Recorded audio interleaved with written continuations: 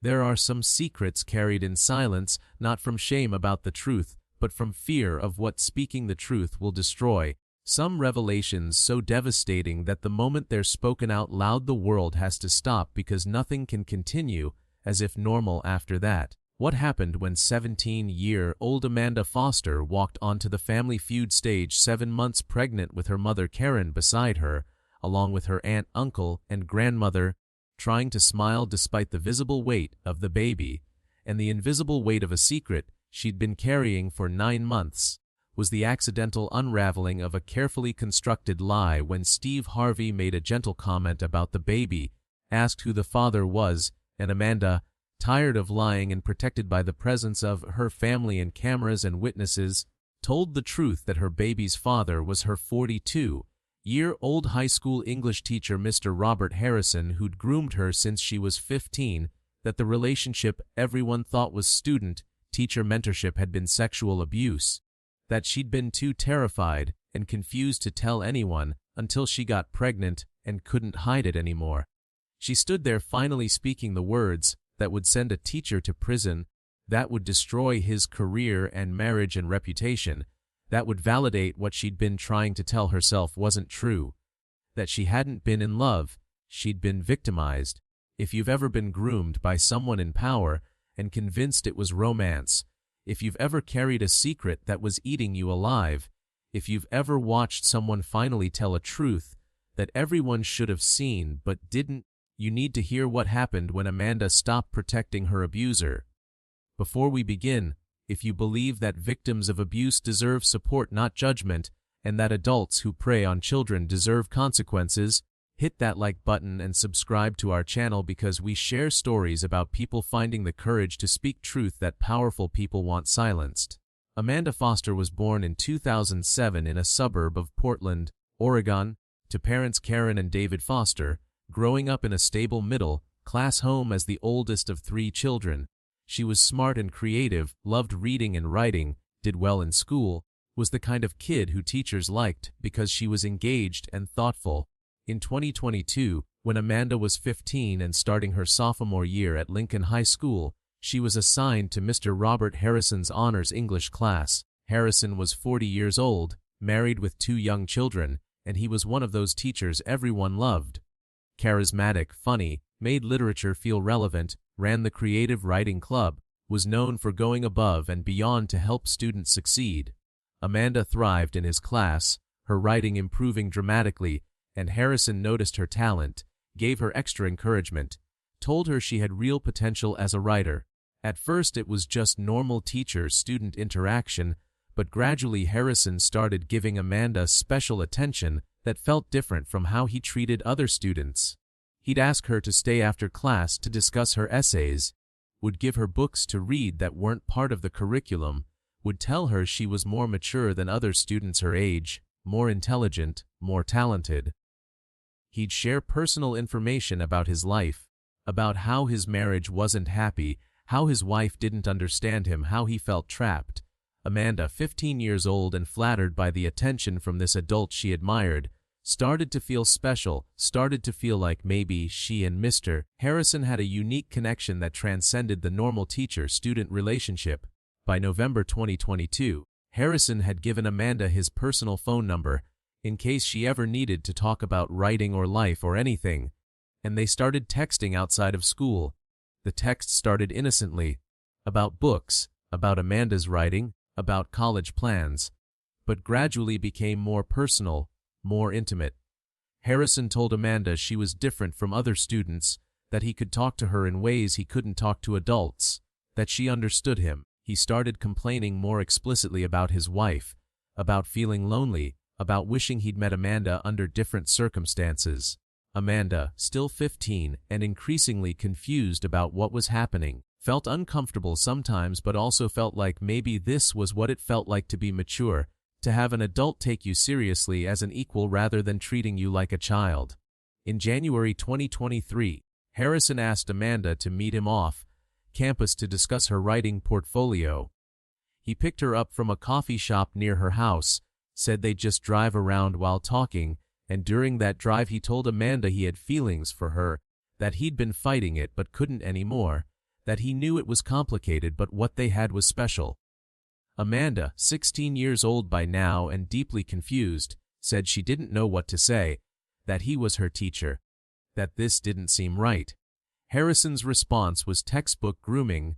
Though Amanda didn't have the language to recognize it, he told her that society didn't understand connections like theirs, that age was just a number, that she was more mature than most adults he knew, that he'd never do anything to hurt her, that this could be their secret, and it would be beautiful if she'd just trust him. Amanda, flattered and manipulated and genuinely believing that this adult man she admired was in love with her, and that she was special enough to deserve that love, agreed to keep seeing him. Over the following months, Harrison escalated the relationship, always framing it as Amanda's choice, always telling her she could stop any time, but also making her feel like she'd be betraying something profound if she did stop. They met secretly, always off campus, always careful not to be seen. Harrison told Amanda repeatedly that if anyone found out, he'd lose his job and his family, that she'd be blamed for seducing him, that people wouldn't understand, that they had to protect what they had by keeping it absolutely secret. In April 2023, when Amanda was 16, Harrison had sex with her for the first time in his car after picking her up on a Friday evening when his wife thought he was at a teacher workshop. Amanda told herself this was love, that she was mature enough to handle this relationship, that what they had was special enough to justify the secrecy and the risk. But she also felt constantly anxious, constantly guilty, constantly afraid of being caught, and some part of her understood this was wrong even though Harrison kept telling her it was right. The relationship continued through the rest of sophomore year and into junior year in fall 2023. Harrison maintained his position of authority and trust at school while sexually abusing one of his students, and nobody suspected anything because he was careful and because people don't want to believe that the charismatic beloved teacher is a predator. In December 2023, Amanda realized she was pregnant. She was 17 years old, in her junior year of high school, and she was carrying her teacher's baby. She was terrified, didn't know what to do, and when she told Harrison, his response was immediate and revealed the truth of what he actually was. He told her she needed to get an abortion immediately, that she couldn't tell anyone who the father was, that if this came out it would destroy both their lives, that she needed to handle this quietly. He gave her money for an abortion and told her to figure it out. Amanda went to a clinic, but when she was in the waiting room about to go through with it, she couldn't do it, couldn't go through with ending the pregnancy. Even though keeping it meant her life would implode, she left the clinic and told Harrison she wasn't getting an abortion, that she was keeping the baby. Harrison's response was to completely cut her off, told her she was on her own, that he'd deny everything if she told anyone, that nobody would believe her because she was just a teenager and he was a respected teacher with a family, that if she tried to implicate him he'd say she'd pursued him and seduced him and she'd be the one blamed. Amanda was suddenly alone, pregnant at 17 by a man who'd completely abandoned her, and she had to tell her parents she was pregnant without being able to tell them who the father was because she was terrified of what would happen if she did. In January 2024, Amanda told her mother Karen she was pregnant. Karen's first question was obvious: who's the father? And Amanda, terrified and ashamed and still somehow trying to protect Harrison even though he'd abandoned her, lied. She said the father was a boy from another school she'd met at a party, that it was a one-time thing, that he didn't want to be involved. Karen was devastated but supportive, said they'd figure this out together, that Amanda wasn't alone. Over the following months, as Amanda's pregnancy progressed, Karen kept asking about the father, kept trying to get more information, and Amanda kept lying, making up details about this fictional boy, constructing an elaborate story to hide the truth. By summer 2024, Amanda was visibly pregnant, had withdrawn from school to finish her junior year online, and was planning to deliver the baby in September and then figure out senior year. The secret of who the father really was eating Amanda alive, the weight of protecting a man who'd abused and abandoned her becoming unbearable, but she didn't know how to tell the truth without everything exploding. In July 2024, Amanda's aunt suggested they apply to be on Family Feud as a family, thought it might be a fun distraction for Amanda, who'd been so isolated during her pregnancy. Karen agreed, thinking maybe this would be good for Amanda, a chance to do something normal and fun before the baby came. They applied as the foster family: Amanda, her mother Karen, her aunt Lisa, uncle Mike, and grandmother Dorothy, and were selected to tape in early September 2024, when Amanda would be about 7 months pregnant. Amanda was hesitant, didn't want to be on television pregnant, didn't want questions, but her family encouraged her, said it would be a good memory, that she deserved to have something positive during what had been a difficult year. On September 6, 2024, the foster family arrived at the Family Feud studio. Amanda was 30 weeks pregnant, visibly showing, wearing a maternity dress that her mother had bought for her. In the green room before taping, one of the producers mentioned that Steve often asked about family situations, might ask about the baby, and did Amanda have a plan for what to say? Amanda, suddenly faced with the reality that she might have to lie on national television or tell the truth publicly, felt paralyzed. Karen told the producer that the baby's father wasn't involved, that it was a sensitive topic, and if Steve could avoid asking, that would be appreciated. The producer made a note but said Steve was spontaneous, he might ask anyway, they couldn't control everything he said. When they walked onto the stage, Steve Harvey immediately noticed Amanda, this very young, very pregnant girl standing with her family, and his face showed concern mixed with warmth. He greeted the family, worked his way down the line, and when he got to Amanda, he spoke gently. "And what's your name, sweetheart?" Amanda's voice was quiet. "Amanda Foster. I'm 17. Steve nodded, his eyes going to her pregnant belly. 17 and expecting. That's going to be a big change for you. Are you ready? Amanda tried to smile. "I think so. My family is going to help me a lot." Steve's voice was kind, not judgmental. "That's good. Family support matters.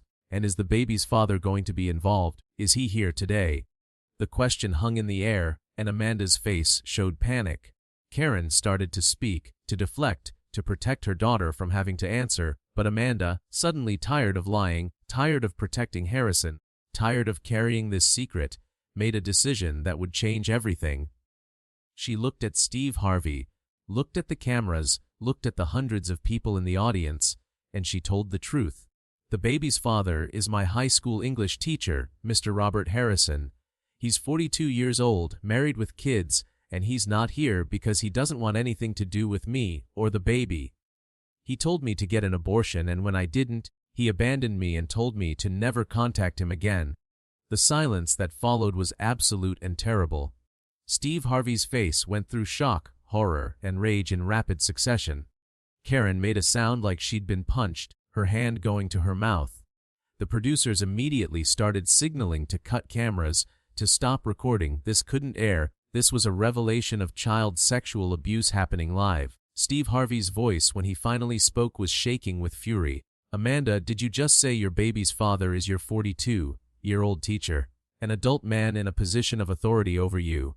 Amanda nodded, crying now. We've been, since I was 15. He told me it was love, that I was special, that we had to keep it secret. I thought it was real. But then I got pregnant and he just threw me away like I was nothing." Steve Harvey looked at the producers, his voice commanding. "Stop the recording. Stop everything. We need police here now. This is not a game show moment. This is a child telling us she was raped by her teacher." He turned back to Amanda, his voice gentle despite the fury in his face. "Amanda, honey, I need you to understand something. What you just described is not a relationship. That's a crime. You were 15 years old when this started. You were a child. He was an adult in a position of power over you. That's grooming. That's sexual abuse of a minor. That's rape. You are not at fault here. He is." Amanda was sobbing now. "But I said yes. I agreed to meet him, to be with him. I thought I loved him." Steve's voice was fierce. "You were a child. He was an adult. Children cannot consent to relationships with adults, especially adults who have power over them. You didn't do anything wrong. He did. He's a predator who groomed a child and he needs to be in prison." Karen had collapsed into a chair, crying and repeating, I didn't know. devastated that this had been happening to her daughter for 2 years without her seeing it. Amanda's aunt and grandmother were crying, horrified. The producers had stopped all recording, had called security, were coordinating with the show's legal team about what to do next. Steve sat with Amanda, held her hand, told her she was brave for telling the truth, that she'd done the right thing even though it was hard, that she was going to get through this. Within 30 minutes, LAPD detectives arrived at the studio. Amanda gave a statement, provided details about the relationship, the texts, the meetings, the locations, the dates. She gave them Harrison's full name, where he worked, his address.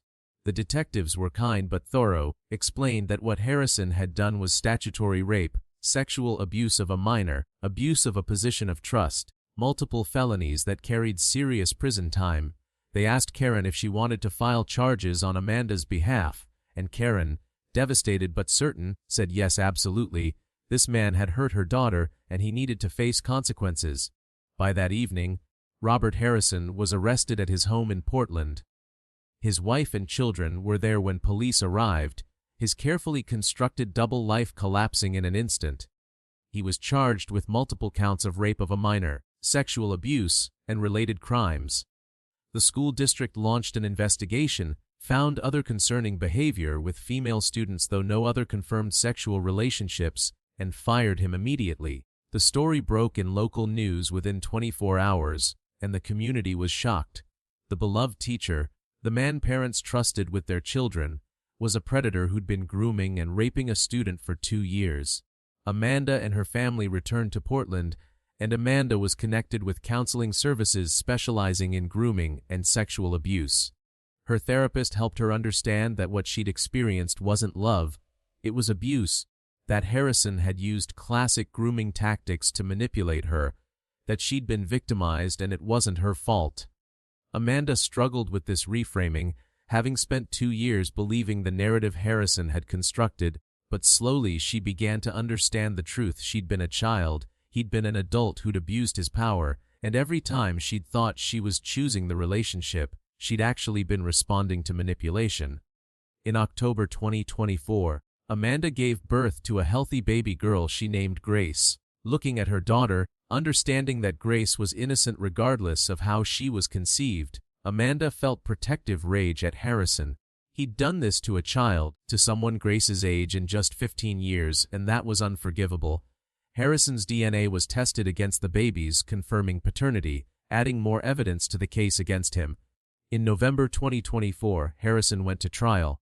Amanda testified, told the court everything, and her testimony was supported by text messages, by testimony from other students who'd noticed inappropriate behavior, by documentation of meetings and locations. Harrison's defense tried to claim Amanda had pursued him, that she'd been mature for her age, that it was complicated. The prosecution demolished this, made clear that a 40-year-old teacher claiming a 15-year-old student seduced him was not a defense, it was an admission of knowing she was a child and abusing her anyway. Harrison was convicted on all counts and sentenced to 25 years in prison. His teaching license was revoked, he was required to register as a sex offender, his marriage ended in divorce. The civil suit Amanda's family filed against him, and the school district resulted in a significant settlement that would help pay for Grace's upbringing and Amanda's therapy. Family Feud never aired the footage of Amanda's revelation, but they released a statement supporting Amanda, thanking her for her courage, and making a substantial donation to organizations working to prevent child sexual abuse. Steve Harvey stayed in contact with Amanda's family, sent gifts for baby Grace, called periodically to check on Amanda's healing process. 2 years after the revelation, in 2026, Amanda was in college studying to be a counselor specializing in helping survivors of sexual abuse, using her own experience to help others. Grace was a happy toddler being raised with love by Amanda and her extended family. Amanda did interviews about her experience, trying to help other teenagers recognize grooming, trying to help parents understand warning signs, trying to change the narrative that frames these situations as affairs or relationships, rather than what they are: adults in power raping children they're supposed to protect.